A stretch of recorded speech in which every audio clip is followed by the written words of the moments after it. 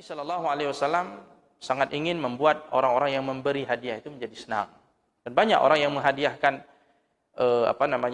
pakaian ataupun binatang ternak dan sebagainya kepada Rasulullah SAW. Rasulullah sangat menghargainya. Kemudian Rasulullah memakainya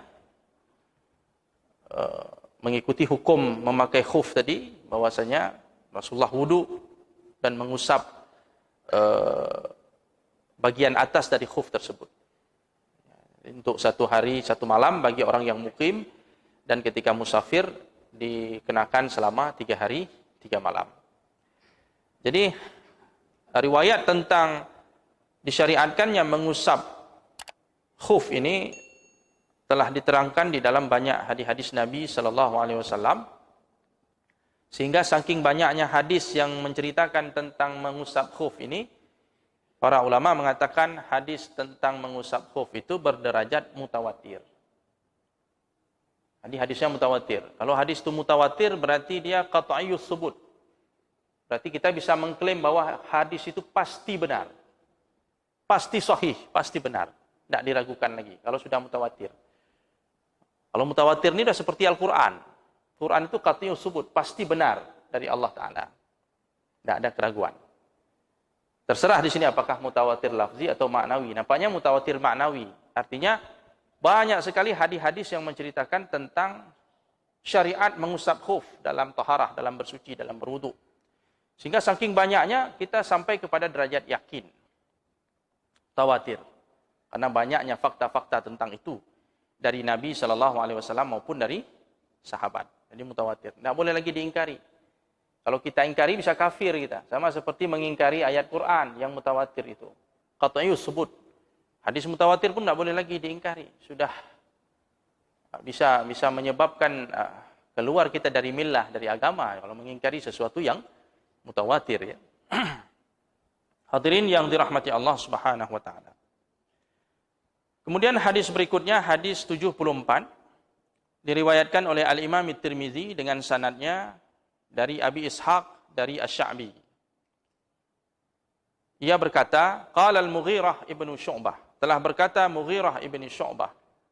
Mughirah ibnu Syu'bah ini salah seorang sahabat Nabi SAW. Ia berkata, ahda dihyatu lin Nabi SAW khuffaini falabisahuma. Dihyah pernah memberikan hadiah kepada Nabi SAW berupa sepasang khuf. Lantas Nabi pun memakainya, segera memakainya. Menggunakan kata falabisahuma, langsung memakainya. Di sini juga bentuk penghargaan, apresiasi Rasulullah SAW kepada orang-orang yang memberikan hadiah kepadanya. Kali ini yang memberi hadiah siapa? Dihyah Al-Kalbi. Beliau ini adalah salah seorang sahabat Nabi SAW yang dikenal rupawan, sangat ganteng, rupawan. Dihyah Al-Kalbi ini sering malaikat Jibril datang menyerupai wujud ataupun wajah dari Dihyah Al-Kalbi. Jibril kalau datang menjumpai Rasulullah SAW menyampaikan wahyu atau pesan-pesan dari Allah Ta'ala, sering sekali Jibril itu menjelmakan dirinya seperti wujud Dihyah Al-Kalbi. Pernah suatu ketika Jibril datang kepada Rasulullah dalam wujud Dihyah Al-Kalbi. Rasulullah berbincang-bincang dengan Dihyah. Kemudian Ummu Salamah mengira bahwa yang sedang berbicara dengan baginda Nabi adalah Dihyah Al-Kalbi. Ternyata kata Rasulullah, itu bukan Dihyah yang baru saja kamu lihat. Saya berbincang-bincang dengannya, itu adalah malaikat Jibril datang membawa pesan-pesan dari Allah Subhanahu wa Ta'ala. Sampai istri Rasulullah pun terkecoh, mengira bahwa itu adalah Dihyah Al-Kalbi, ternyata itu Jibril. Jadi Dihyah ini pernah menghadiahkan sepasang khuf kepada Rasulullah SAW, kemudian Nabi segera memakainya. Ada riwayat lain dari Jabir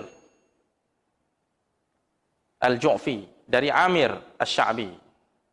Akan tetapi riwayat ini dinyatakan sebagai riwayat yang lemah. Dihyah tidak hanya memberikan sepasang khuf, tapi juga memberikan sebuah jubah kepada Rasulullah sallallahu alaihi wasallam. Kemudian Nabi memakainya sampai khuf tadi usang, sampai usang dipakai oleh Nabi sallallahu alaihi wasallam. Dan Nabi tidak tahu apakah khuf yang diberikan oleh Dihyah itu berasal dari kulit azakiyun huma amla, berasal dari kulit yang disembelih dengan cara yang benar, ataupun binatang yang disembelih dengan cara yang tidak benar. Artinya bisa jadi khuf tersebut berasal dari kulit binatang yang disembelih ataupun dari kulit bangkai. Jadi tidak diketahui di situ. Tidak ada keterangan. Namun tambahan riwayat ini dikatakan oleh para ulama lemah sekali. Jadi yang kuat itu hanya riwayat yang menyatakan Dihyah menghadiahkan sepasang khuf saja.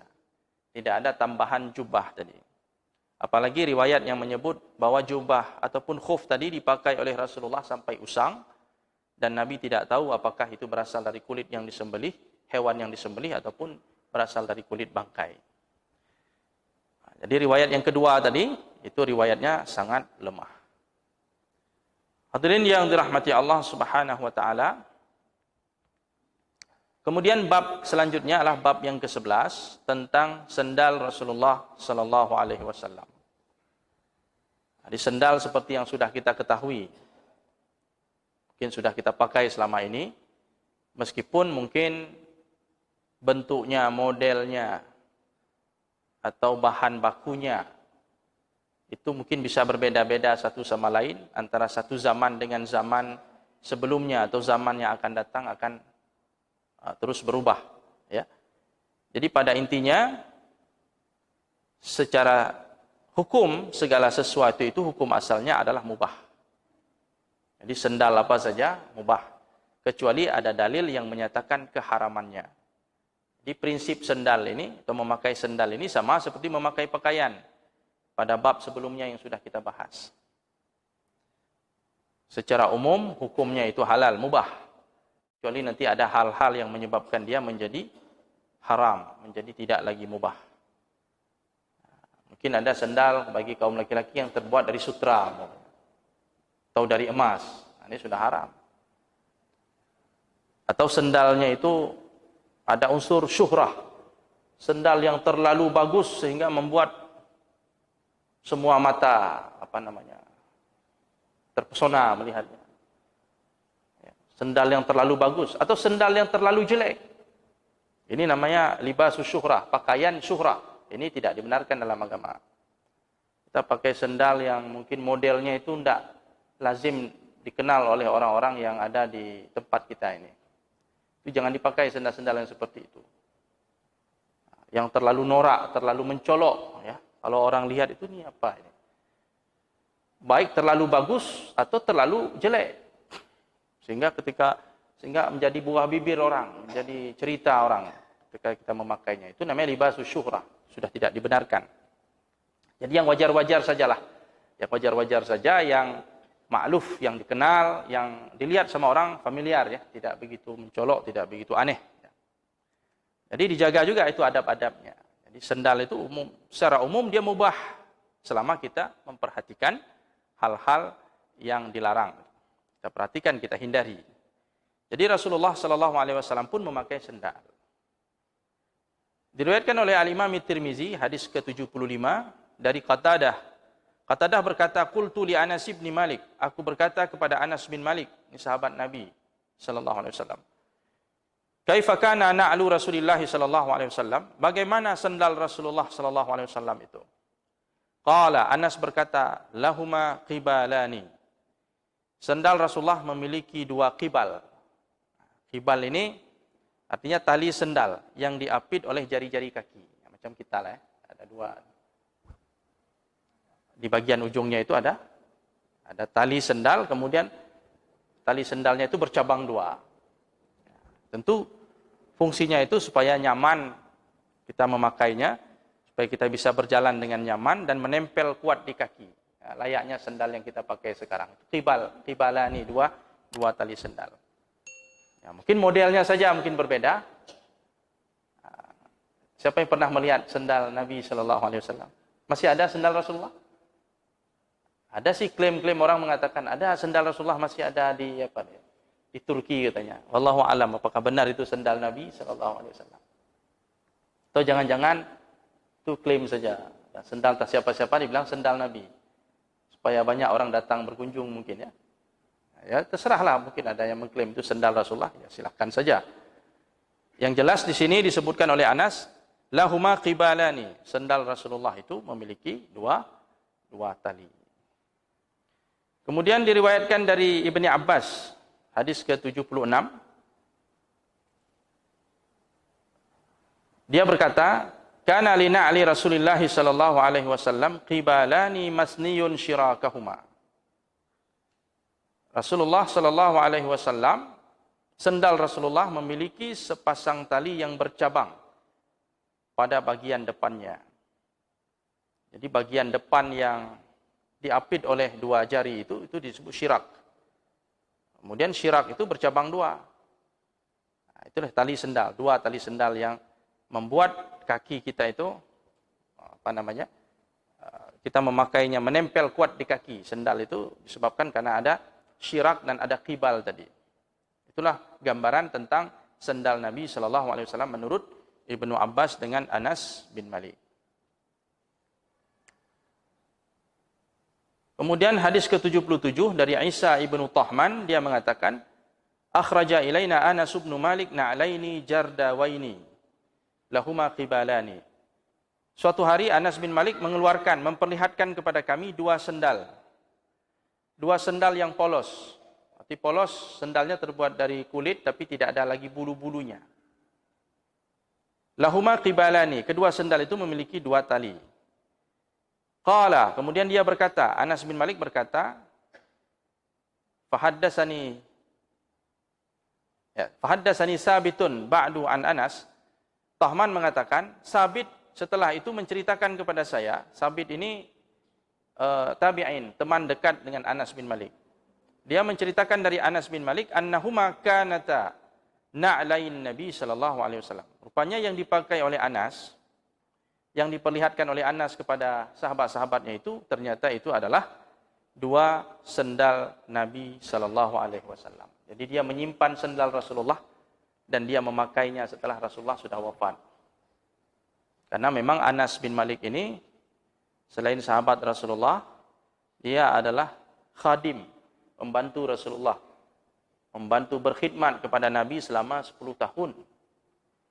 Jadi tentulah Rasulullah pun sering ke rumah Anas bin Malik, menginap di rumahnya, tidur di rumah Anas bin Malik. Anas pun sering ke rumah Nabi sallallahu alaihi wasallam. Jadi keluarga itu seperti satu keluarga, sudah dekat sekali. Ya, dengan keluarganya Ummu Sulaim ya.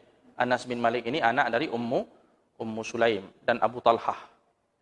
Jadi dia menyimpan sendal Rasulullah sallallahu alaihi wasallam di rumahnya. Nah, tentu sahabat ini menyimpan peninggalan-peninggalan Rasulullah ini untuk tabarruk, untuk mendapatkan berkah dari Allah Subhanahu wa taala. Karena apa saja yang berkaitan dengan Rasulullah itu ada berkahnya. Rambut Rasulullah, jenggot Rasulullah, kalau benar jenggot Rasulullah. Itu disimpan oleh para sahabat. Sampai keringat Rasulullah ketika tidur itu disimpan dalam botol. Keringat Rasulullah sallallahu alaihi wasallam. Sendal Rasulullah sallallahu alaihi wasallam, tempat minum Rasulullah sallallahu alaihi wasallam. Nanti akan ada bab khusus tentang bagaimana para sahabat Nabi menyimpan barang-barang peninggalan Nabi sallallahu alaihi wasallam. Apakah yang berkaitan dengan tubuh Rasulullah ataupun sesuatu yang pernah dipakai oleh Rasulullah sallallahu alaihi wasallam. Kaum muslimin yang dirahmati Allah Subhanahu wa taala, mengingat waktu kita yang terbatas, kita cukupkan pengajian kita malam ini. Insyaallah kita lanjutkan pada pertemuan yang akan datang. Aqulu qauli hadza wa astaghfirullah li wa lakum. Subhanakallahumma wa bihamdik asyhadu an la ilaha illa anta nastaghfiruka wa natubu ilaik. Assalamualaikum warahmatullahi wabarakatuh.